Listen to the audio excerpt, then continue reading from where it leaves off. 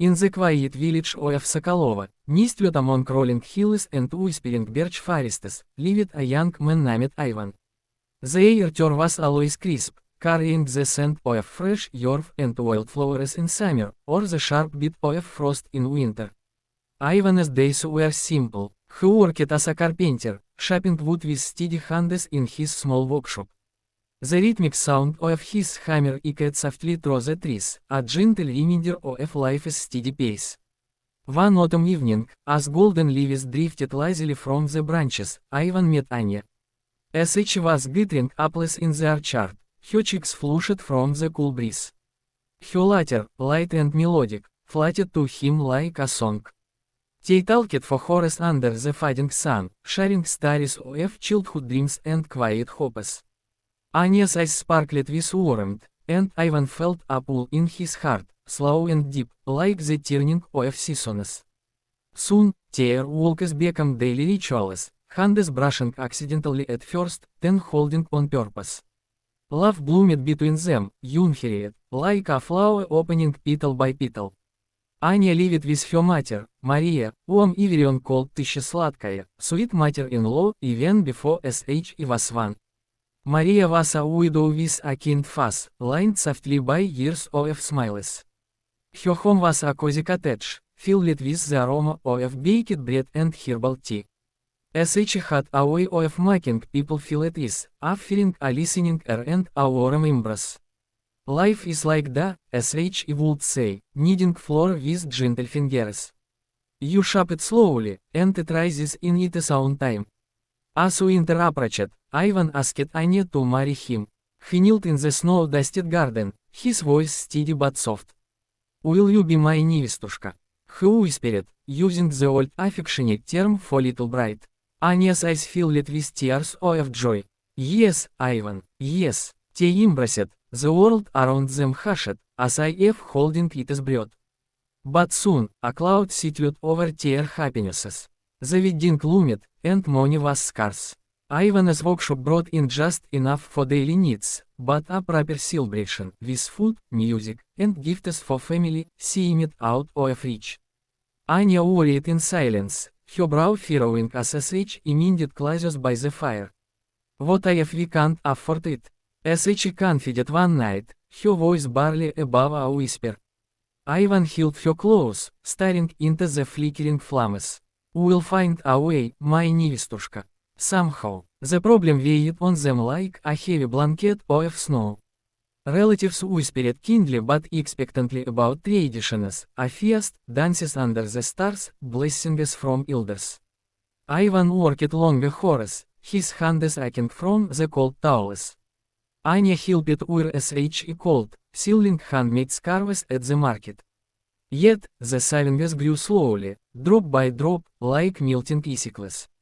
Dubbed a script enduring quiet moments, would their love be enough if the wedding fell short? It was a relatable ash, the king money couple's face, where dreams clash with the hard edges of reality. Теща Сладкая noticed the shadows in their eyes.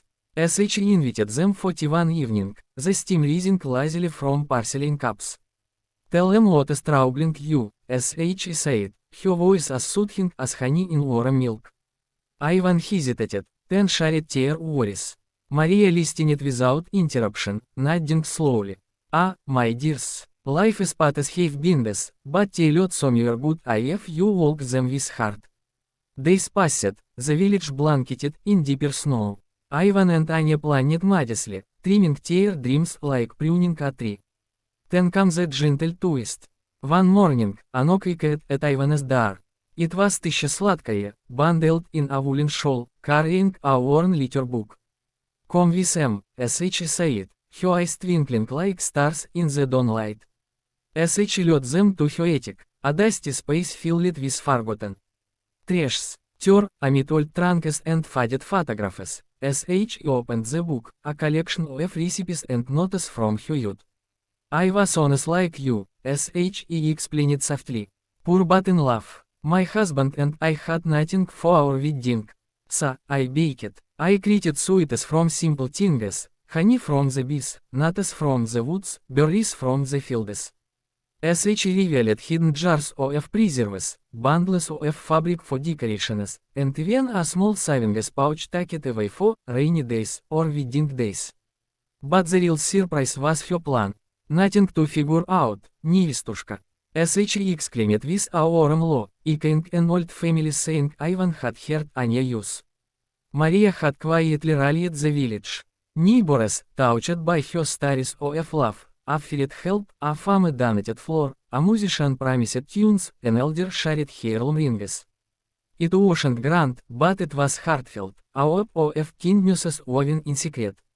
Ivan and Anya stared in wonder, emotions swelling like a slow rising tide. Tears slipped down Anya's cheeks as SH hugged her mother. How did you? Maria smiled. Love teaches us to see what is already there. I just developed a little plan. The wedding day arrived under a soft spring sun, snow melting into sparkling streams. The village gathered in the meadow, tables laden with Maria's sweets, golden pastries filled with nuts, cakes drizzled in honey. Music floated gently, dances swayed like leaves in the wind.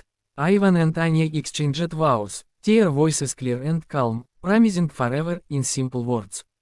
As the sun set, painting the sky in hues of pink and gold, they sat together, Ivan, his невестушка, and Теща Сладкая. The air was filled with laughter and quiet contentment. No lavish riches, but a deep of emotion that warmed them from within. Life is problems, they realized, could dissolve like sugar into wine facet with love's gentle touch. And so, in Sokolova, their story became one of those interesting tales from life, a reminder that sweetness often comes from the unexpected, grounding hearts in quiet joy.